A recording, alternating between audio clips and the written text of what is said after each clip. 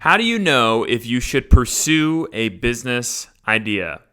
I have a call. I usually have 2 or 3 calls a week with aspiring entrepreneurs that want to bounce a business idea off me, whether they should start it and what their idea is, what their plan is. And usually the biggest thing that's holding them back is they just don't know if it's worth pursuing. They said, I really want to do this, but I haven't gone through and actually started the business. I'm just a little apprehensive about it. And the biggest thing that I look at, and I talk to them, is I say, what are you making right now in your job? What's your salary? I've talked to people that are making $200,000 to $300,000 a year. I've talked to people that are making $40,000 to $50,000 a year. And I always ask, I'm just saying, tell me what you're making now, okay? And now tell me conservatively, what do you expect your business to profit over the next year, 2 years, 3 years, 4 years, 5 years? What do you expect? And what would it take for that business to then match what you're making now? How many years is that going to take? What would it take for you to do that? How much capital would you have to spend? How many employees would you have to have? How many clients would you have to have? How many sales would you have to make? What does that look like? Or let's say you're like, hey, I would rather, I could make less if I was working for myself. Maybe there's a lot of people out there that say, hey, I would be fine making 10, 15,000, maybe even 40% less. Some of these people making 200 grand. I would be fine with making 100 grand a year if I had a business that was profiting 100 grand. So I basically say, what are you comfortable that would still provide your family a life that you're able to live? Because at the end of the day, there's numerous business ideas. There's business ideas that could take off and make you a billionaire. There's business ideas, blah, blah, blah. But the biggest thing right now is you looking at your current situation. Because a lot of times, it's more exciting to start a business than for you to remain where you're at. Right? Business ideas, being a business owner excites us. Entrepreneurship. That's why people watch entrepreneur videos all the time. That's probably why you're watching this video, because you're like, I want to be an entrepreneur. I want to make more money. I want to be able to take time off when I want to take time off. I want to have something that I created, that's something that I built. But I would say half the calls I have with people, I actually tell them that they shouldn't start a business, because you're giving up something that it's the high earners, okay? If you're making 125, 150, 200 grand a year, you better have a great business idea that can replace that within 2 to 3 years, okay? So me and my wife together, we were making like 150 to 200 grand before we started our business. We lived on as little as we could. We saved up a ton of money, and we started an insurance agency. And we had written down, how many clients do we need? How many sales do we need to make for us to get back to making the 150 to 200? And we knew it wouldn't take the first year, and hopefully by the end of year 2 we would be there. Now we blew that out of the water, and things are going really good now. We're way above where we were, and we're so glad that we did it. But we knew that the goal was to kind of hit that and replace our income of where we were, what we would say would be a comfortable lifestyle within that 2 to 3 year mark. We knew this is our plan to what we're going to make. This is our plan to where we're going to be. Okay, so when we first started, we realized, or when we were first thinking about starting the business, a year before we started it, we sat down at a dinner table and we wrote down how many clients we would need, and we threw the paper in the trash.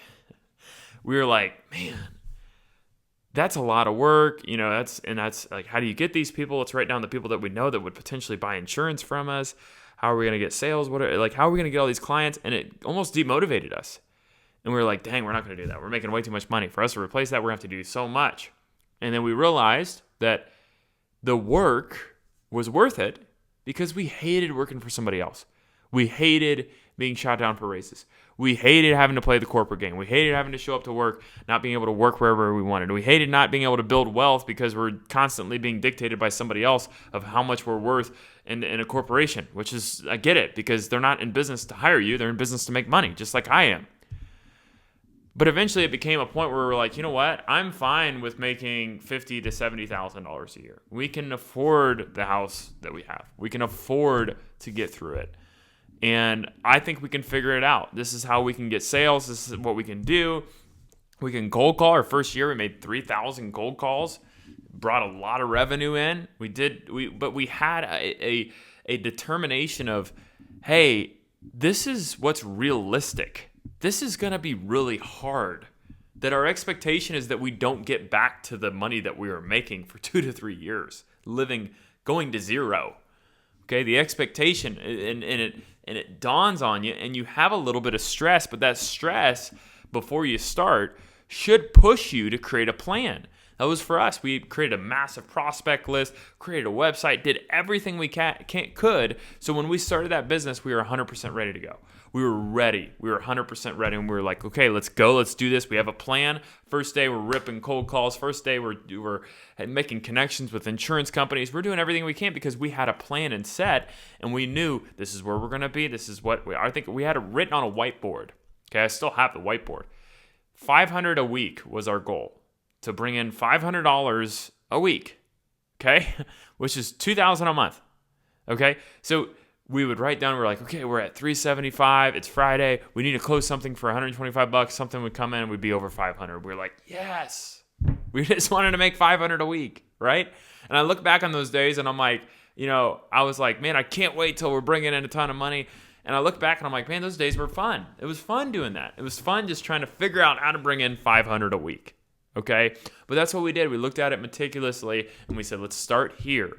And then, in our business, renewals come in. So 500, if you do 500, and then the next year you do 2,000 that week, now you're at 2,500. So it just kept building on itself. But what I'm trying to say is that you need to have a reality check of what is actually possible. And then you need to ask yourself, is the reality check still worth me going after that business? Because it may be, like in our situation, but it may not be for your situation. And a lot of people that I talk to, they're wanting to start a business, and it's kind of a hope and prayer. They don't really know what's going to happen. They don't know if it's going to go well or not. And they're like, you know what?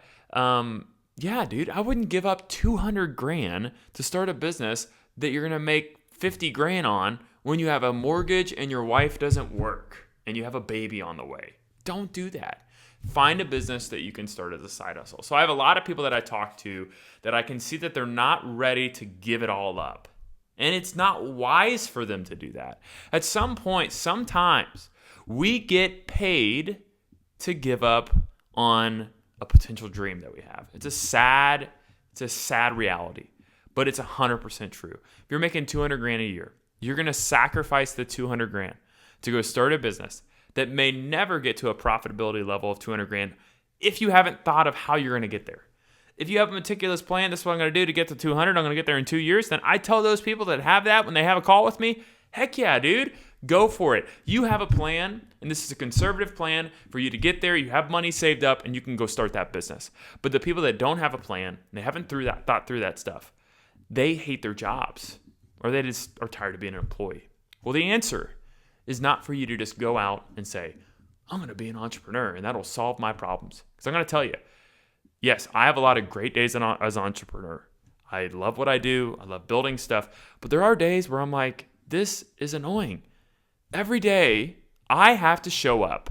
If I don't show up in my business doesn't work because we're a small business. So entrepreneurs, you have heavy is the head that wears the crown, okay? You have to wear it. You take all the pressure. You take all the stop. And if you're not ready and you're just having a rough day at work, so you're like, screw this, man, I want to be an entrepreneur, you're not going to be successful. You have to have everything meticulously planned out if you're going to give up something. Now, the people that call me and they're like, hey, I only make $30,000, $40,000 a year, and it would be pretty easy for me to replace that with a business, like a cleaning company or a contracting company or something like that, then yeah, I say, dude, plan ahead, meticulously plan ahead, and then go for it because you're not giving up that much. You can go grab that job anytime you want it. But those of you who are making $150,000, $200,000 plus a year, it's very hard for you to go then take a hiatus for 2 years and then jump back in like nothing happened. A lot of us think that we're very important, but I will say this, the world will move on without you, okay? So be strategic with what you're doing. I'm not telling anybody not to start a business. My channel is about business ownership. I believe in it. I'm just telling you, if you're thinking about when you should start a business, you should know that you have a plan for the first whole year of what you're going to be, what's the money going to look like, everything planned out from a personal finance standpoint, from how your family is going to react to it, your wife, your kids. You should have all that planned out so you're 100% ready to go. And that's when you can press the go button and say, hey, we've thought about this, just like me and my wife. We didn't have nightstands for a whole year because we were like, why would we buy a nightstand when we're saving up money to start a business?